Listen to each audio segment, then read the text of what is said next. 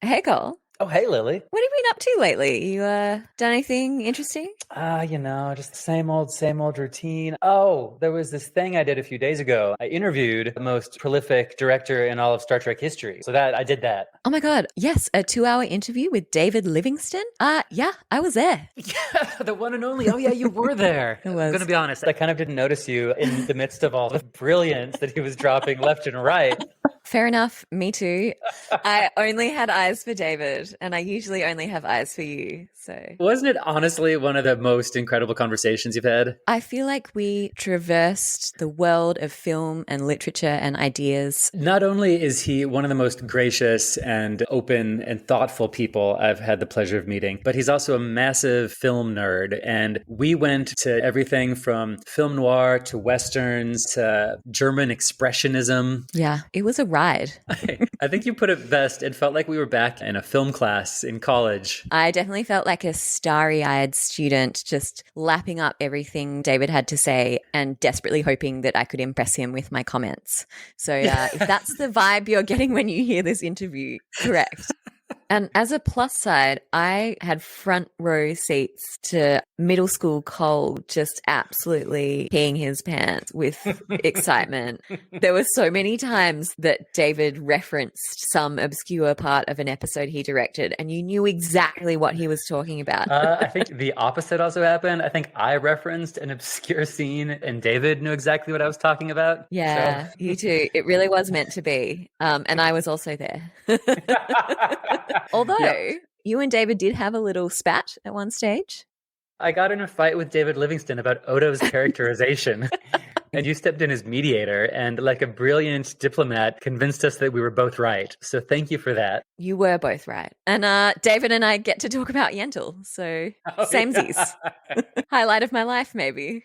I just feel like he has such a particular vision and was a visionary for the way Deep Space Nine looks and feels. And he claims he's not instrumental in that, but it's very clear that he was. We ended up talking an hour longer than any of us had expected to, which is why we've decided to leave this brilliant discussion basically as is, nearly unedited, and split the interview into 2 different episodes because we want the listeners to also get to experience the unedited joy of speaking to this man who had a huge impact on making Star Trek what it was. You can be us in that interview and be the starry-eyed student while he humbly denies his brilliance. So just don't be surprised if we cut off the podcast in the middle of him saying something fascinating, but deal with it because part 2 is coming soon. Yeah, you're welcome. All right, so here it is. We present part 1 of our interview with David Livingston.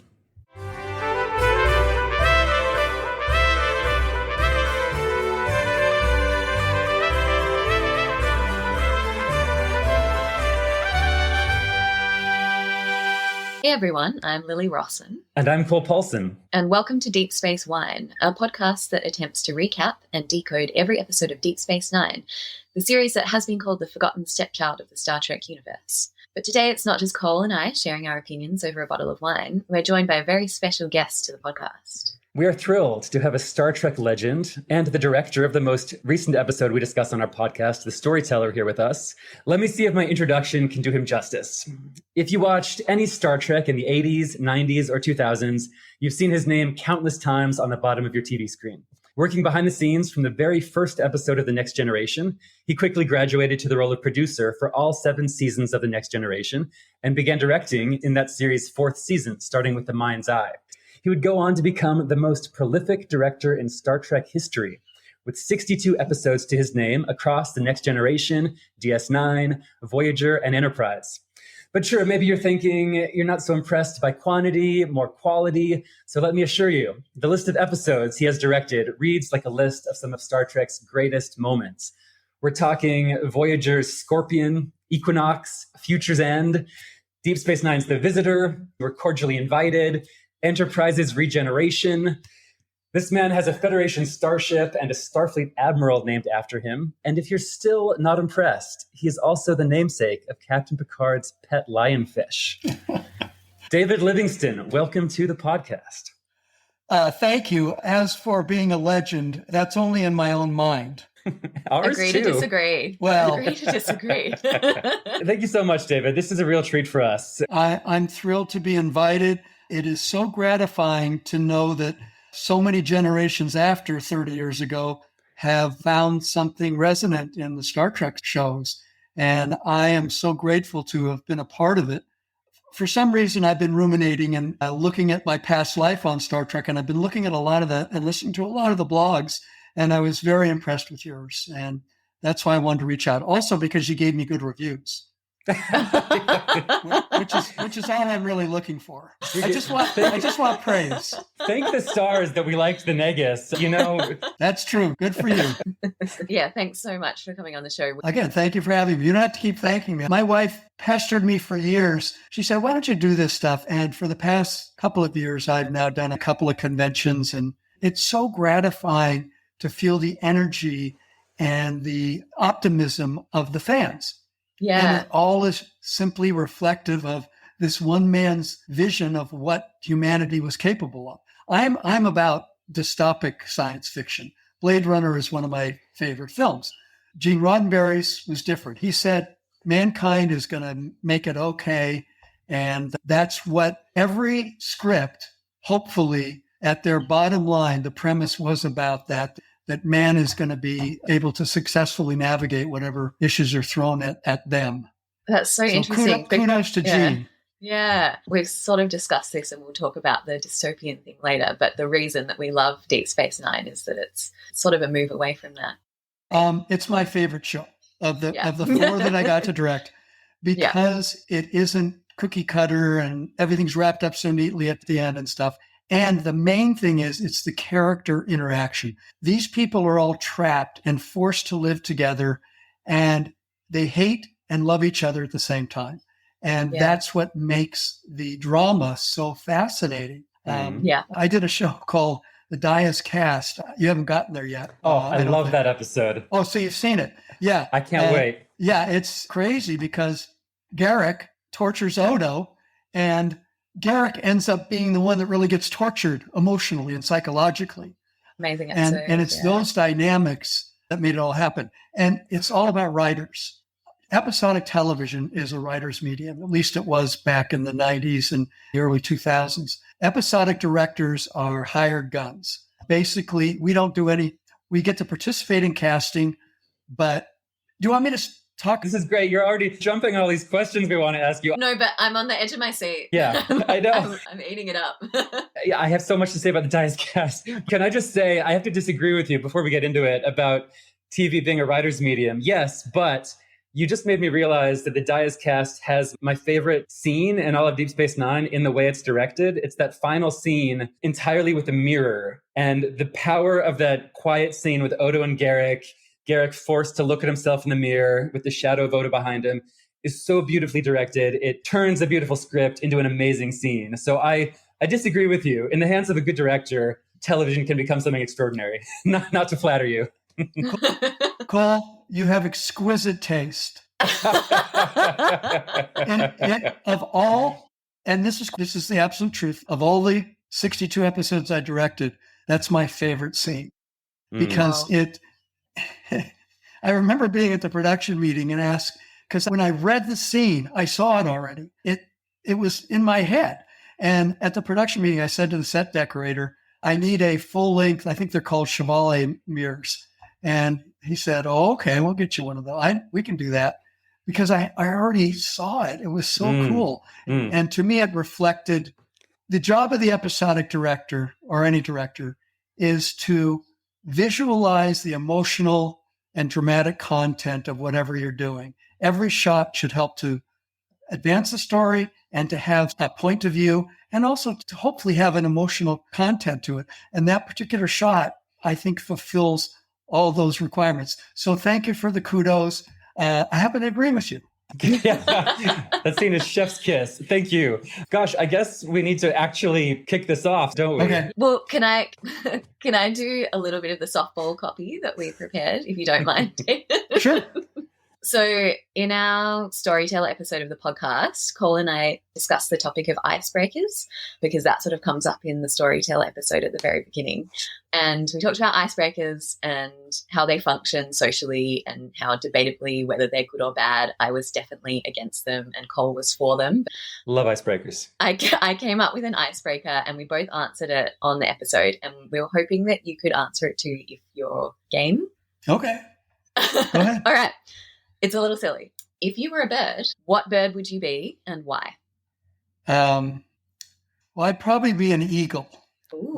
I remember I was doing a film up in the Aleutian Islands, and I remember all of these American bald eagles circling the inlet off the Pacific, and the beauty and the majesty, and yet the absolute ruthlessness that they had when they dove into the water to pick up a salmon and journey off. Now, that's their innate nature.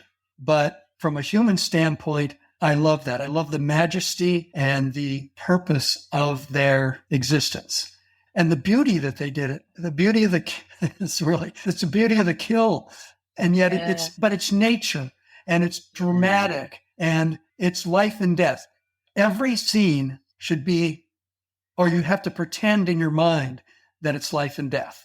If you don't, then why are you doing it, and why are you showing it to an audience? Otherwise, it's pablum. And an eagle looking for its prey and swooping down and getting it, that's literally life and death. So eagle. Yeah. What did you think I would say? What would you say? That's an amazing answer. Okay, well. I think it's fair. We have to say what we said now. I'm a little embarrassed after that answer. I said that I'm a penguin because I naturally sort of waddle. I love to go tobogganing with my friends, and I look great in a tuxedo.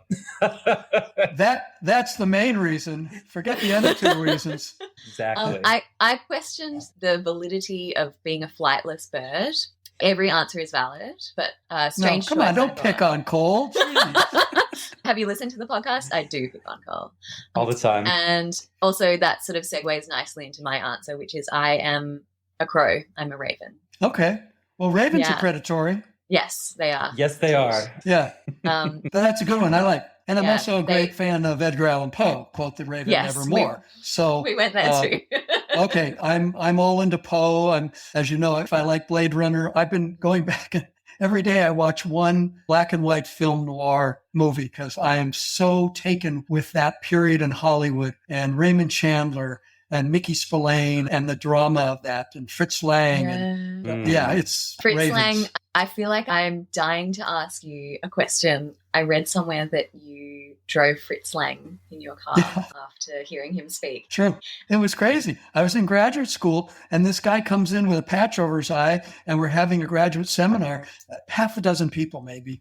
And at the end of it, whoever was with him or whatever said, Fritz needs a ride home. And I got Fritz Lang sat next to me in my car, and I got to drive him home. Here's a guy that almost single-handedly invented German Expressionism when he did M with Peter Lorre. And it's one of the most frightening, horrifying, disgusting movies because the guy is a pedophile. It's horrific. But his handling of it is so brutal and artistic in the same vein. So I was thrilled to be with him because he did didn't he do Metropolis as well? Metropolis, yeah. I mean, you could never have done that in the Hollywood system. They would say you're crazy.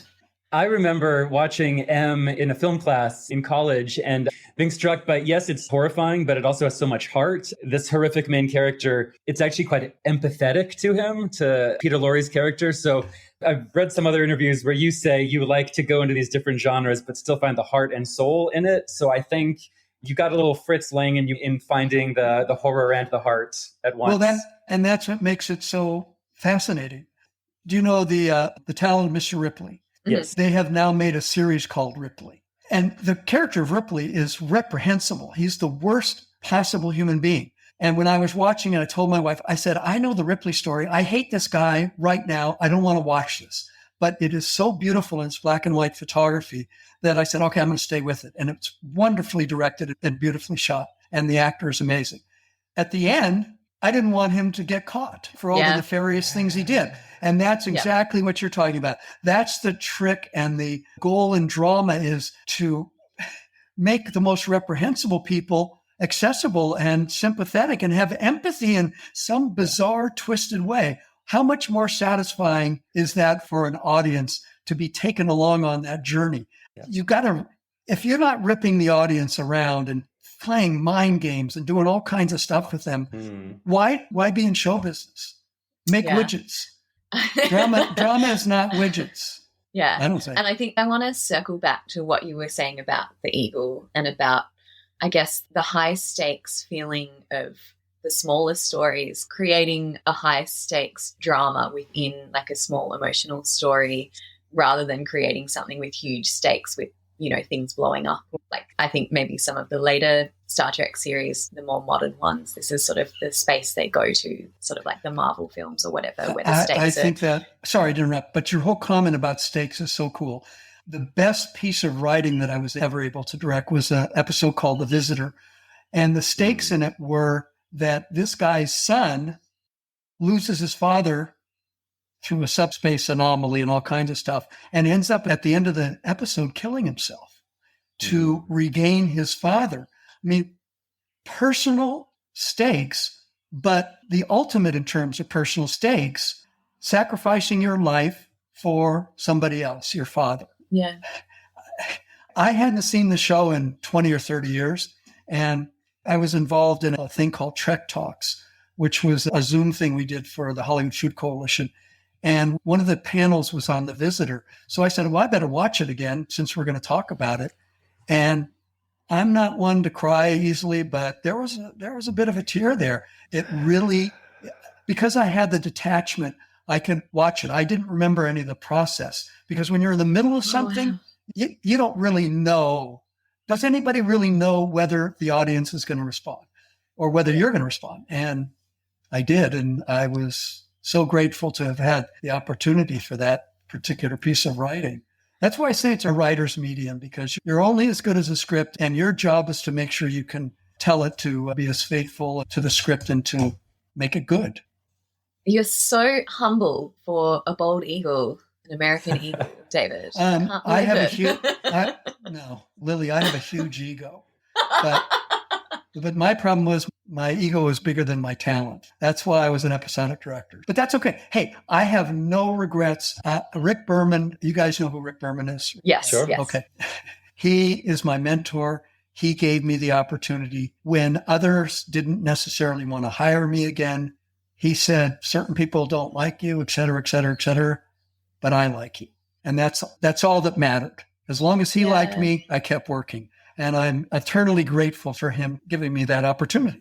He gets a lot of bad press and unwarranted. He created 3 television shows and took the mantle of The Next Generation at the Christmas break in season 1. Now, Rick by nature is not, he writes, but he also hired really good writers to be the showrunners and stuff.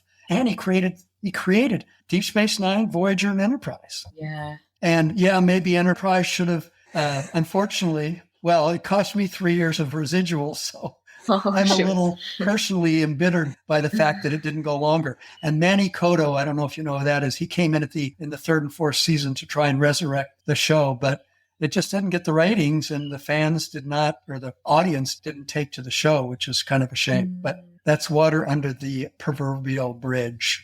I got on a tangent, sorry. But it was a great run. It ended up being about 17 years of my life, and it was an extraordinary experience. I got to do stuff on the various series that I couldn't have done anywhere else in television during that period of time, because we did so many different kinds of drama and comedy and tragedy and wars and all that stuff. And we love it. I mean, Me obviously too. we started a podcast about it, so clearly we love it. Yeah. Colin and I were looking through the list of your directing credits, and we were debating which episode was our favorite. And I think for a lot of fans, it's The Visitor, which is just an incredible episode. But my pick was DS9's Rules of Acquisition, because I am a sucker for anything Yentl related. That's absolutely right on. And it also, the first Ferengi episode I got to do was the Nagus, which I prefer to the Rules of Acquisition. But The Rules of Acquisition is much deeper emotional because what it does in terms of woman's role in society. And the Ferengis are able to magnify the situation that women were in the 90s, still, unfortunately, to the point where women in the house, women could only appear naked in the Ferengi culture. And the story's about a woman who comes in and pretends to be a male and does her Yentl routine. And it resonates for you in terms of it being a feminist threat. It also deals with homosexuality. Homosexuality was something that I know the writers talked about it a lot, but this is the 90s and the early 2000s. They didn't know what to do with it, but they snuck it in.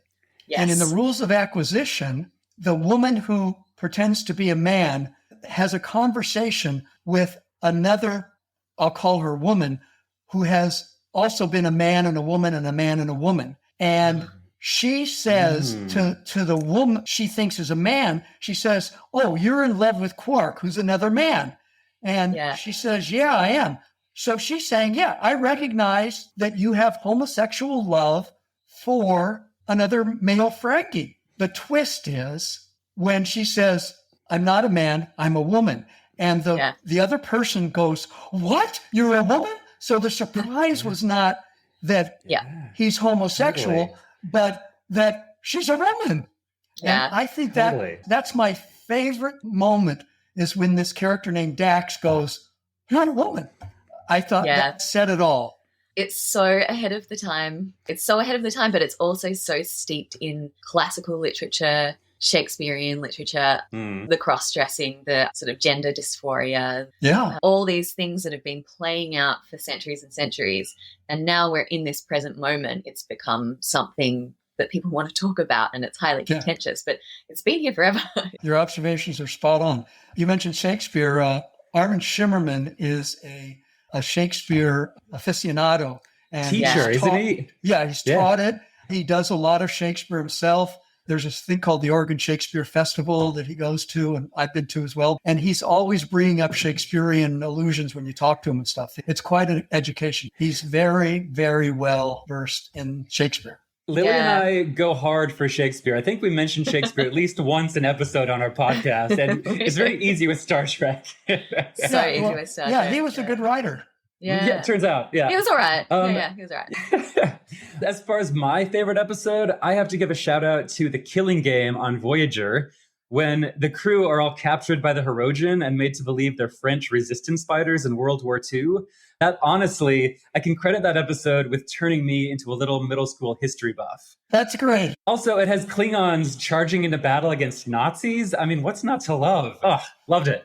My second favorite scene that I ever shot was the opening in the French cafe of that episode where Jerry Ryan, who plays Seven of Nine, she doesn't know her real identity.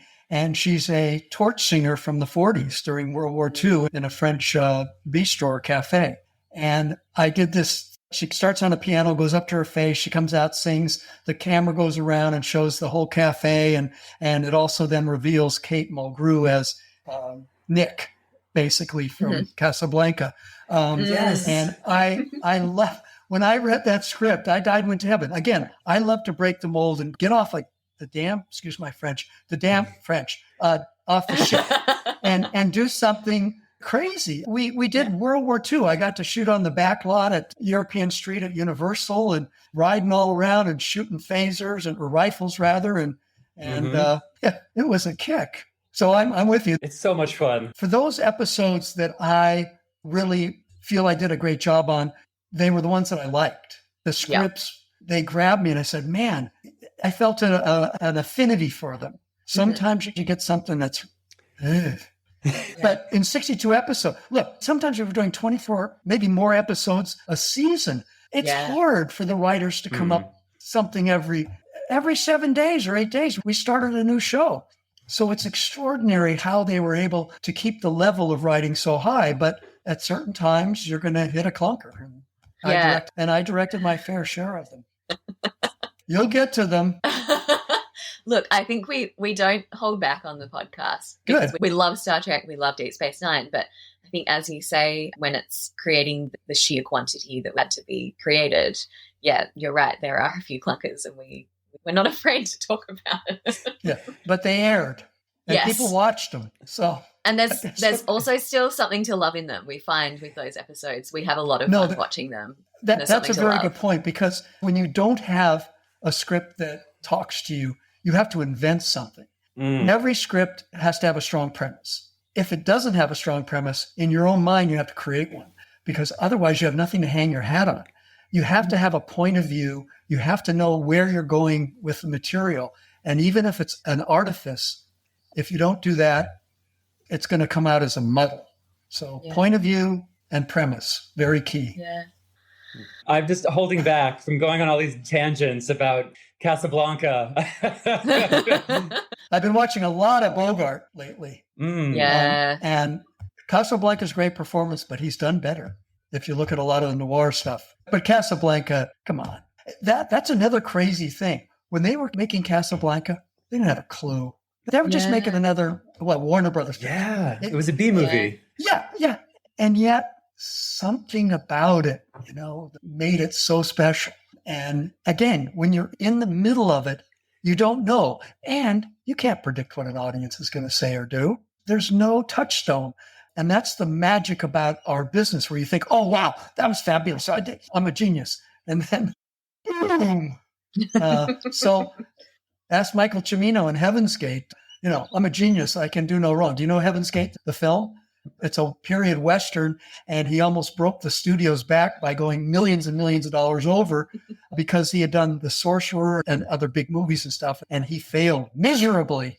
Yeah, the difference between objectivity and subjectivity. No, absolutely. But before I go too far on that, in the podcast we have the deep space, and then we also have the wine. So I feel like we've gotten into the deep space, but I'll just talk about the wine for a little bit, if that's okay. Sure. So we understand that you're not a drinker, David, but that's correct. Deep space wine.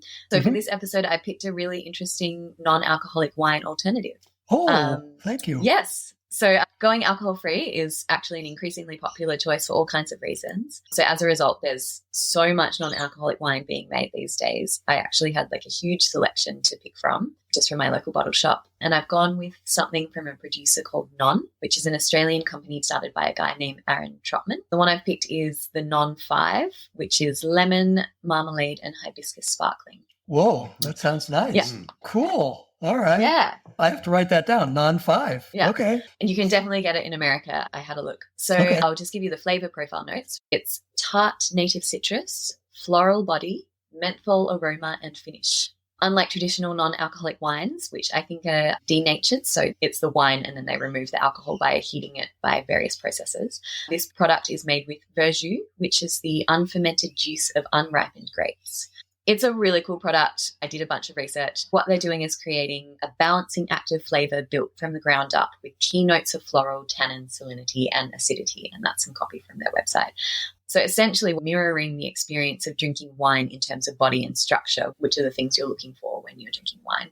And as a chef, this is all very interesting to me. So I'm super excited to try it. Well, you're super intelligent about it. That's incredible. I just learned so much more about wine than I ever knew. So thank you for that. I'm vegan. Yes. And my understanding, because sometimes, when I say I don't drink, sometimes I used to have a glass of wine and stuff with my wife or whatever. But I found out that in the process of making wine, it's decanted through a filter that has beef product in it. So technically, wine is not vegan. Is that correct, or is that a canard? That is correct. However, because you are not alone in being vegan, there are quite a lot of vegans in the world who like to drink wine. A lot of wackos, yeah. No, it's a great choice. There's a ton of vegan wine being produced. So, oh, okay. Yeah, so I can definitely, there's so much vegan wine. I can have a look and maybe send that through to you, some of the options. All right, good. I'll become a drinker. It's good. I mean, look, I don't want to encourage you. When we get David on again, we'll have some vegan wine with him. I love that idea. Thank you. Is there an Australian toast? Cheers. They probably say cheers, C word, because that's a very Australian thing to say. What was the last part? Cheers what? You call someone the C word as a term of endearment. Oh, well, that sounds very Aussie to me. Well, I did actually come up with a toast for this podcast. So cheers to storytelling. Thank you. Cheers to storytelling. Cheers. That's a great toast. Yeah. How fun is it to tell a story? And to me, motion pictures are the literature of the 20th and 21st century. I do try to read a lot, mostly lurid murder mysteries, but movies are the thing that has so profoundly affected my life. And I'm so grateful to have been born when I was. I was born in the first half of the 20th century. How many people can say that? Not as many as yesterday. And I have been exposed to this incredible history of movies. And I'm a motion picture history aficionado. And I love movies. And television as well, and all of the stuff that we can go into other people's lives and other places and experience the drama of other people as well, and see how it reflects on us. Well, I think you're in good company. There are 3 film buffs on this call, and I think we're going to have a lot of fun getting into it. I think without further ado, let's dive into talking about Deep Space Nine and some of these episodes you directed. Okay, before we do though, yeah, please. I know that Lily is a chef, and I have great respect for chefs, but my thing is when I make something, I want it to last. People eat your art. That's very unsatisfying to me. I could not do that. See, I can't. I don't want to do that. You can't imagine, yeah. But I have great respect for that talent and artistry because there's an art to cooking. So I admire that profession. But thank you, Cole, you're welcome. But Cole, what's your occupation? Mine is so much less sexy than. Oh, come on. I'm a sustainability consultant, so I work with companies to reduce their carbon emissions and waste. That is so much more significant than anything I have ever done in terms of effect. No, I mean, how could you denigrate or minimize what you do? That's crazy. I don't want you to ever say, I'm telling you, don't ever say that again about yourself, because what you're doing is for all of humanity. I mean, come on. I'm shocked. Thank you, David. I'm shocked that you would have that. No, point thank of you. view. And I think it's less sexy than being a filmmaker or a chef, but I also think it takes a village. I think it takes, what I do is I get into boardrooms with companies and I say, hey, you actually need to start listening to this. But I think it also takes storytellers to make people pay attention. And I think, movies and TV that make us realize we need to care about these things are what plants the seed in, say, a CEO's head. And then I go in and I say, hey, remember that movie, Don't Look Up?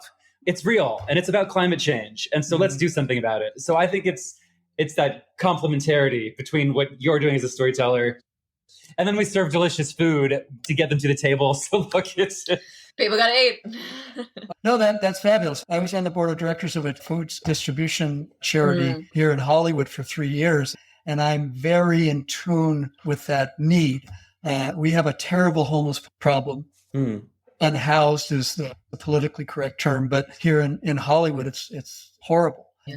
And it's intractable, but some people are trying to address it. But you're right. It's symbiotic between the arts and what you're actually physically trying to do. So yeah, and art has responsibility. Some art is great and will manifest what you want to do. But then there's art like Leni Riefenstahl and Triumph of the Will. You guys know that film. It is the most awe-inspiring polemic ever created on film.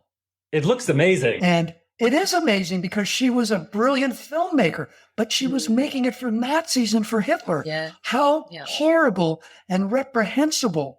And she spent the rest of her life trying to rehabilitate herself, but she kind of failed because at her core, she was a Nazi collaborator using her art to advance that heinous political thought. So as artists, we have a responsibility. And I always hoped as an artist that I would come out on the better side, as Gene Roddenberry would want me to. I think you just proved my point about the power of a story in the hands of a good director, because the content of The Triumph of the Will, the content is not great. It's Nazi propaganda. But in the hands of a good director, it's this opus. So I think it shows that a director has a lot to say about how a story comes across. And I'm so glad that you have lent your considerable skills to telling stories about an optimistic future. So thank you for that. I just have to tell you one thing about Triumph of the Will. The opening shot is an airplane flying through the clouds with this dramatic orchestral music. And the plane descends out of the clouds and comes to Earth. God coming to see his people. And Adolf Hitler's on the plane. So start with that image, and it only gets worse. It should be required viewing for anybody who is subject to propaganda to see the profound effect that it can have. Everybody should see it. And it's so apparent today in what we are experiencing in our country. Everything is bifurcated. We're all in silos, and everybody gets their news from a certain area where they're being told this is truth. Truth is in the eye of the beholder, and there's a lot of truth out there that's not true, and absolutely not true. And there's a tremendous part of our population that doesn't say that. They accept, I'm going to call it what it is. They accept the lie. And that's very problematic for any people's, especially for a democracy. Yeah. So, and we can talk about I'm going to get off my soapbox now. Let's talk about Star Trek. No, because we'll talk about that idea with the Dalrock as well. But Cole, I think that's a good one. Maybe you want to start with a question about DS9. Yeah, so let's set the scene about Deep Space Nine. We agree with you. It's our favorite Star Trek too, for reasons dear to us. You've already mentioned some reasons that you like it so much. In this podcast, where we're starting from episode 1, we're realizing just what a radical departure it was from The Next Generation. It started out immediately telling darker stories with more ambiguous conclusions. Our heroes have to live with the consequences of their actions. A lot of these characters have serious baggage. They've got trauma. They've got skeletons in their closets. And it really feels like this blend of different genres. It's sci-fi, but it's also Western. And later it becomes a war epic. So if you can recall way back to the early days of starting out this new series, how deliberate were some of those choices? And were you nervous about whether the show could find an audience being so daringly different? I was only nervous about how we could afford it, because it was my understanding, it was the most expensive pilot made to that point. Sure. And we were able to amortize the cost of the sets over the 7 seasons. So that lowered the cost per episode, but we had to absorb that cost into all the episodes, because I was the supervising producer starting on the pilot, and that was my challenge. I was not involved in the writing process at all, but Rick did allow me to go to casting and participate in looking at drawings and things like that of the sets. And I had a pretty close collaboration with Herman Zimmerman, the art department, the production designer. So again, I wasn't involved in the script process, but I was involved in all the physical production, because it was my job to budget it and then have the different departments create it. Well, the look of it, yes, the stories are darker, but the look of it is darker too. They have to rebuild this alien space station that was in ruins when they showed up. A lot of the action takes place in this seedy bar where nefarious dealings are happening left and right. So the look of it is darker too. I mean, The Next Generation, everyone's sitting in pink, comfy chairs talking to ambassadors. And suddenly Deep Space Nine is grimy. So I do think you lent a lot to that. And I think it was really risky. You talk about The Next Generation. Gene's view of humanity was that we're all perfect human beings. And therefore, the sets all had to be perfect and pristine and no graphics or anything, nothing on the walls. And it had to be bright and in your face. Well, it was the worst. And it was terrible. And in the second season, unfortunately, I had to replace the director of photography for various reasons. And I hired Marvin Rush. And I had seen his reel and really liked what he was doing with lighting and the camera and stuff. So when he came in, I said to him, Marvin, this show was lit by a flamethrower. We got to change this. But we can't do it overnight because Rick will catch on. So over the course of the first season, he started to lower the light. He would come to me. We would have a parking lot meeting almost every single night after shooting. And he would say, I'm going to be fired, David. They're going to find out what I'm doing. They're going to say it's too dark. And I said, Marvin, you keep doing exactly what you're doing. Don't change anything. Cut to Deep Space Nine. And we had then got to the point where we now had a show where we could do that on. And Marvin embraced it. And it shows. And we would do crossover episodes on Deep Space Nine where you couldn't even see anything happening. I love that. I think if you have to have if you only show the audience the absolute necessary element, that keeps them engaged. Oh, we got to keep watching. If you have it all in your face, it's boring. And the lighting on The Next Generation was horribly boring. And then there's the Mike. Do you guys know who Mike Okuda was? Mike Okuda was the graphic designer for the show with he and his wife. And he was the designer. And he insinuated his graphics into the sets eventually. So by the time we got to Enterprise, it was nothing but monitors with live graphics and computer-generated graphics. Mm-hmm. And think of how richer The Next Generation would have been if we had that. Also, the technology increased greatly so that instead of just shooting on a CRT, we had computer monitors that could run at 24p that looked really, and you didn't get roll and all that other kind of stuff. So between the lighting and the ability to put graphics into the sets and to not be dealing with clean lines and all that other stuff that we had on The Next Generation. No, but I'm being serious. I hated it. We had to have a note on the call sheet. Every call sheet for The Next Generation says, don't touch or lean against the sets, because they had suede and this metallic stuff on it that if you touched it, it would get nasty. So, oh man. Yeah, there's just so much more room for creativity on Deep Space Nine. Speaking of lighting, to go back to The Visitor, I just rewatched the episode 2 nights ago, and there's this beautiful scene where Kira is comforting Jake. He's lost his father. They're up on an upper pylon, and there's no lights on, and they're against the background of the stars, and it's just their two silhouettes. And that framing and that lighting makes the scene just so mournful, and it draws out the despair. And you can't have that on The Next Generation. And I'm so glad you were able to be creative like that on Deep Space Nine. And it kind of makes sense to hear that you're a film noir aficionado. Yes. To hear this perspective. Yeah. I'm glad you brought up that shot because it's my favorite shot of the episode. And it's not just the setting, it's also the actors. Sirach was friggin' amazing, and Nana was. And I get criticized sometimes for not doing coverage and stuff. Coverage is when you cut from a master, which I never would shoot, into coverage, which is close-ups or medium shots or whatever. That scene cried for a 2-shot where there's no cutting and you just see these two people there talking about loss. And the lighting, I brought up Marvin Rush. Marvin Rush had left Deep Space Nine at that point to go over to Voyager. And Jonathan West was the cinematographer on that episode, and he was brilliant. And what he did on that scene was magnificent. All the stuff in the half light and stuff. I look at that scene and I say, that's really good work for all of us. Yes, it is. And I'm actually very proud of that scene for all of that. And it's so gratifying and ego boosting to have somebody who has the discernment to recognize that and to tell me about it. So thank you. Oh, thank you. Truly. I obviously love this show, so thank you. I guess we've talked a little bit about your personal tastes and how they lean more towards dystopian sci-fi. So the rosy optimism of Star Trek, to paraphrase you, isn't necessarily your cup of tea.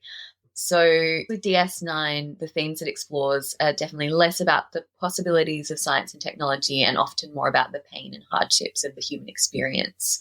Like in The Visitor, they're less about privileging the perspective of Starfleet and the Federation, and it's more interested in the resourcefulness of the people who are lower or completely outside of the various power structures, trying to do the hard work and trying to survive.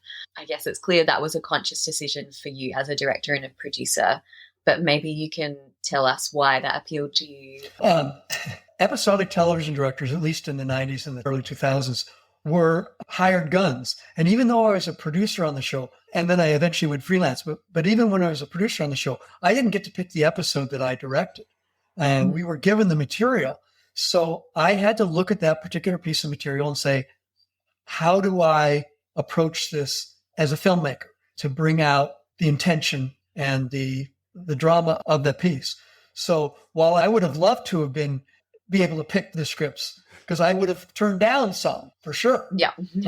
But that's the nature of the episodic television director. I don't know, did I talk about how an episodic director doesn't participate in casting? Excuse me, they participate in casting, but the final decision on who to hire as guest cast is made by the producers. You don't participate in the writing of the script. I would always insist on a tone meeting where at least I could go in and talk to the writers about what they meant and answer some of my questions that I had when I wasn't sure of what was happening. In terms of editorial, I got to do a director's cut, but after that, it goes to the producers. There's no final cut for an episodic television director.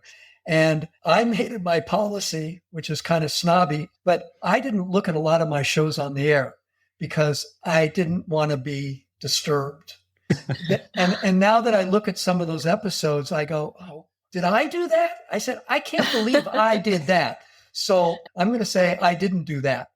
So we don't get final cut, and we don't participate in any of the areas of post-production, which is music scoring or the spotting session for sound effects and the mix. And then the other key element is when you go into an episodic show, less on Star Trek because there were different kinds of episodes, but when you go into an episodic show, the look of that show has been established well before you got there. The filmic style, the lighting style, all of the physical elements, they're all already there. So you don't have any say over that. Now in Star Trek, we had enough varied episodes that we could change all the paradigms. But I would always try to infuse myself into as much of the process as I could. Oh, the other thing I wanted to say is you don't do a lot of directing. I didn't direct the actors very much. The permanent cast knows more about their characters than anybody else. Yeah. They know their given circumstance. And if they don't, they're failing as an actor. An actor has to come into a scene and know their given circumstances. What's their intention and where are they going with it? It's not my job to tell them that every time. That's part of the preparation of the actor. And I was reticent many times to even talk to the permanent cast. And the guest casting is 90% of directing. If you cast the right person, you don't have to direct them. You saw it in the room when they came in and auditioned. If they do that on the floor of the stage or on location, you're fine. So I would talk to the actors sometimes as encouragement and stuff. I remember, or I read this somewhere. I don't even know if I did this, but about Wallace Shawn having the studio execs come. Did you comment on that? Or I don't think we've heard this story. Wallace Shawn played Zek, of course, the Grand Negus. Yeah. Wallace Shawn is an unbelievable actor, playwright, bon vivant, intellectual. I mean, he's a really smart guy, but he's the goofiest person I've ever met in my life. And he has the silliest voice. It's like talking to a Klingon. Yes. So the story that I've heard is that studio execs come down to the set and they go up to Wallace and they see one of the scenes where he's doing Grand Negus Zek. And they said, Wallace, you understand that Deep Space Nine is not a comedy.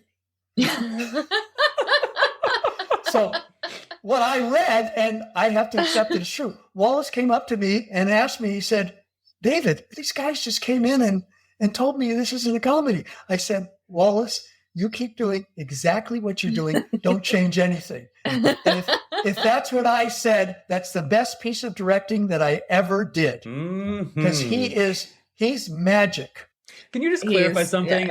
I read somewhere that the voice Wallace Shawn uses for Zek is really funny and silly, and he did a great voice. But Lily and I just kind of think he sounds like that on other. I mean, we just thought it was Wallace Shawn's voice. I just thought that was his voice.